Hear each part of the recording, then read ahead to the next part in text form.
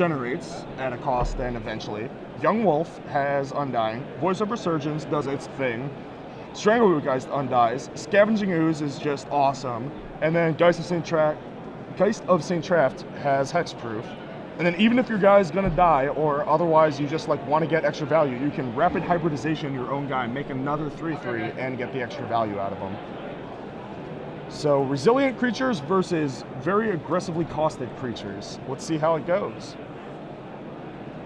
I would say the play draw matters quite a bit for this matchup. Looks like Aaron was on the play. And that's an Imposing Sovereign. That is a cool card. Little seen card from M14. It's only really seen play in like the mono white human aggro deck. Right. It's cool to see it in a Naya shell. And that card, creatures your opponent control enter the battlefield tapped. Makes it a lot harder to block, a lot harder to race, and even things like haste creatures just don't work anymore, like Strangleroot Geist, for example, in this matchup.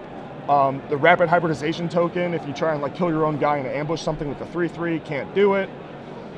And we see a Boros Reckoner. It's kind of cool. He's got all his a bunch of his cards with extended art, or border breaking art or whatever. Imposing Sovereigns. We've shown 2 cards on the screen, and they're both by Scott M. Fisher. That one I could not have told you, but it is a beautiful piece of art. So Aaron has Rancored up his Voice of Resurgence and is swinging away, but no follow-up creature. Nicholas attacks with his Reckoner and Imposing Sovereign. He just Feeling of Dreads the Reckoner to get in for 4, which is usually indicative of a hand with a bunch of more similar effects, like tempo gaining effects, where he's going to try and close it out with this card, or with this creature.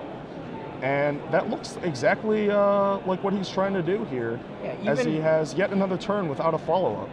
And even if he did have a follow-up creature, it's going to enter the battlefield tapped because of Imposing Sovereign. That also true. Again, these cards that you don't see very often can kind of throw you off. Like, I'm not sure how to play around this card because I haven't had to do it yet. Yeah, I know how to play against Huntmaster of the Fells. I don't know how to play against Imposing Sovereign, So here we see another voice. In response, Feeling of Dread, so that an elemental doesn't pop its way out.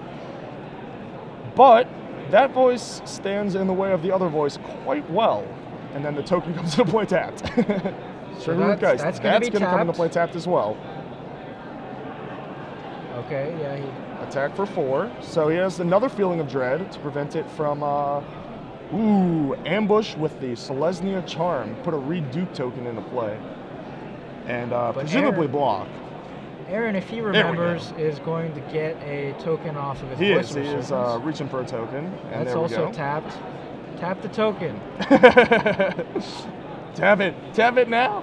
I'm reaching for the screen. Yeah, you guys can't see Ricky's actually leaning over the table trying to tap it through the monitor.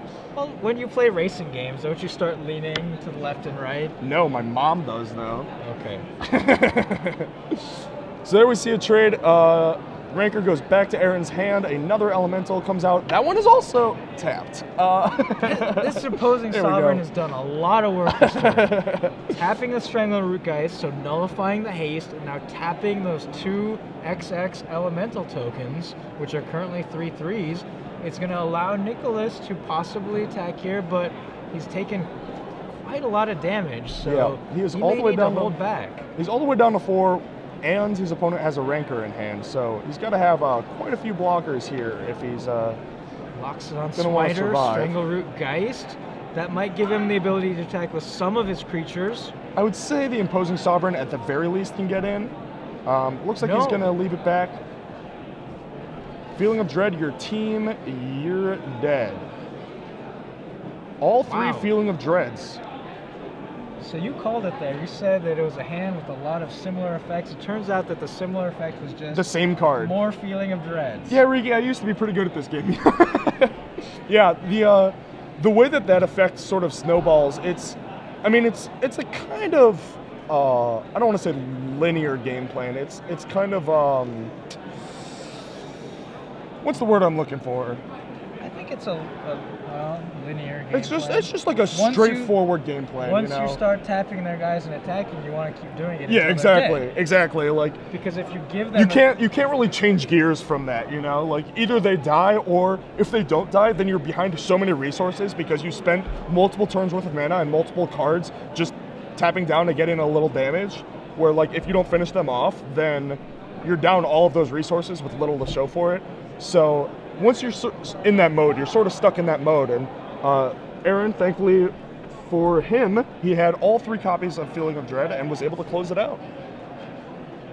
but even then, you said, you know, if you cast these Feeling of Dread types cards, you get behind on the board.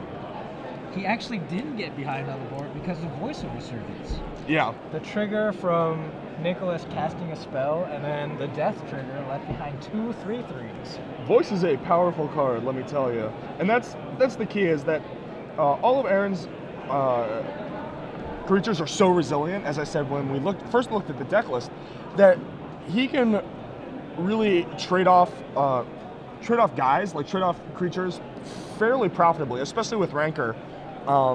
Anytime that he can get into a situation where he's essentially 2-for-1-ing, you know, if he's like trading off a voice for, let's see, it was 2 damage and 2 elementals and the 2/2 token. Yeah. That's a pretty profitable exchange. It's like a 4-for-1. Because you get the Rancor back anyway, right? Like again, your math is confounding me, but we'll go with 4-for-1. So here we go. Nicholas Werner is down a game here against Aaron Barich. They're both at 6-1, close to a must-win situation if you want to make top 8 here. Yes. In this very large tournament in Atlanta. Yeah, backs against the wall, elimination round.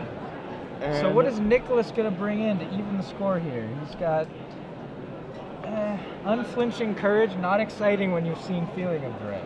Yeah, it's a card that's like pretty good at racing, but not good at answering the type of cards. Because I mean, Nicholas may not know, but look at Aaron's deck list. He's got like Unsummoned Cynic Charms and Feeling of Dreads and Rapid Hybridizations and Selesnya Charm. Like he has just a ton of ways to blow out an Unflinching Courage. Yeah. So even though on paper it looks like a good way to race, I agree that it's not actually going to be that great in this matchup.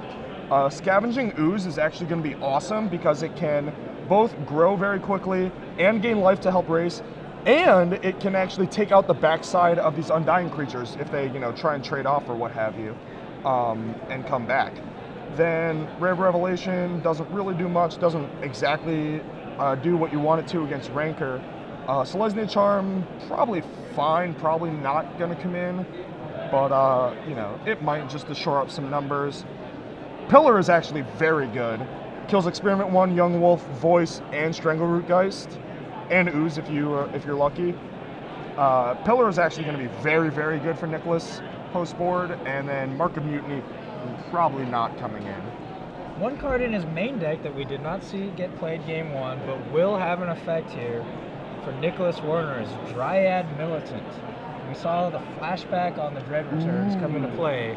If he can land a turn 1 Dryad Militant, that takes away the back end. Yes, it does. It stops the Feeling of Dread. It doesn't look like he has any Snapcasters or anything, so that's the only thing it does, but that is quite a powerful effect. I mean, had he played a Dryad Militant on 1, Nicholas would have won that game easily.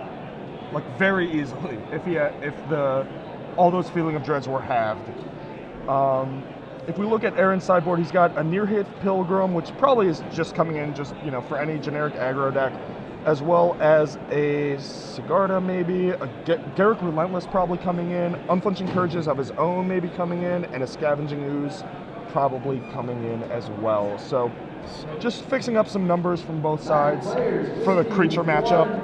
So Nicholas Werner started off the game with a tapped Rootbound Crag. On turn 2, cast an Experiment 1 and has not played a second land. He Pillar of Flames away. Brutal. He missed again and just pillared. And this could be over very quickly as Aaron Barich He did draw a land that turn, but he didn't have anything to do with it. Just a Dryad Militant, which does threaten to trade with the Geist, theoretically, but the odds of that actually going through as planned are fairly low. And Unflinching Courage on Geist the Saint Traft is a blowout. Nicholas taking 8, Aaron gaining 4 here. That's going to be tough to race. Would you have attacked with that experiment one there? I think holding them both creatures back when you've seen all, well, I guess he hadn't seen all kinds of these effects. Yeah, only like the feeling of dread. It's Selesnya Charm also is +2/+2. Yeah, like there are a couple arguments for that. Wow, he did bring in Unflinching Courage, and he just gets unsummoned. Beta unsummoned, that looked like. It did look like a beta unsummoned. And yeah, as we were saying in sideboarding, Unflinching Courage, while it may look good on paper, all you're really doing is opening yourself up to blowouts and being prone to a lot of different blowouts from Aaron's deck, and that's exactly what happens. Not that he was going to be able to race the Unflinching Courage Geist of St. Traft anyway, after missing land drops. I didn't see the hand he kept, but it's not been too great. Well, he had the Rootbound Crag, a 1-drop, and a pillar. And probably... Well, he also had the Dryad Militant. Probably had the Militant. But on the play, when Rootbound Crag is your first land, you're already feel like you gotta just go to 6, right? Sure. It's always easy to say, just small again. Yeah. after the fact or from the booth. Yes. When you're in the moment, when you're sitting there and you're looking at your hand, yeah, it's good. You just see the potential. You see how it could unfold, and you're like, could be good. What if I draw exactly all these perfects? If that had been a shock land instead of the Rootbound Crag, would have been most certainly much better keep. Yeah, a much better hand. Yeah, if that were Stomping Grounds, it's probably a fairly easy keep, right? You get to go in Spearmint 1, Militant / Pillar, even if you miss the land drop on 1 and 2. That's pretty good. And then the other on turn 3. That's pretty good. All right, so back here in the booth, Ricky Hayashi, AJ Soccer, we just saw